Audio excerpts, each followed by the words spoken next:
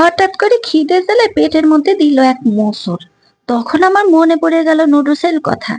Noodles এত সহজে রান্না করা যায়, আবার কামড়ে কামড়ে মনটাই যেন ভরে যায়। মনটা ভালো হয়ে যাওয়ার মতো একমাত্র ক্ষমতা কিন্তু এই নুডলসেরই আছে।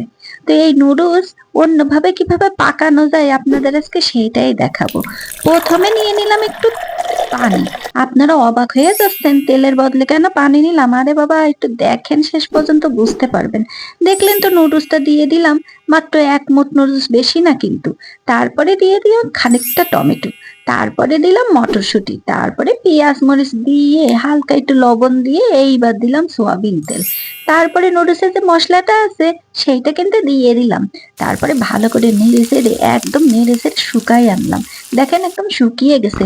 এবার ডিমের কথা চিন্তা করতেছেন, ডিম কিন্তু দিয়ে দিছি সাইডে। একদম ডিমটা যাতে সুন্দর মতন কড়াই মতন ছড়িয়ে যায়, তার জন্য একটু নেড়ে চেড়ে নিলাম।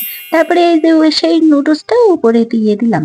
তারপর এর ভিতরে দিয়ে দিলাম শসা, যাতে এই নুডলসটা খাতে গেলে কামড়ে কামড়ে আরো অনেক টেস্টি লাগে। আরে খাওয়ার মধ্যে খাবো যদি একটু নুডলসটা যদি একটু টেস্টি করে না খাই তাহলে কি হয়? তারপরে দেখেন এই ডিমটা আমি এমন ভাবে উল্টাই দিলাম, এর ভিতরে যে নুডলস রয়েছে তা বোঝাই যাবে না। মনে হচ্ছে গোপনীয় একটা ডিম ভিতরে ফোলা, অথচ এর মধ্যে কি আছে বোঝা যাচ্ছে না।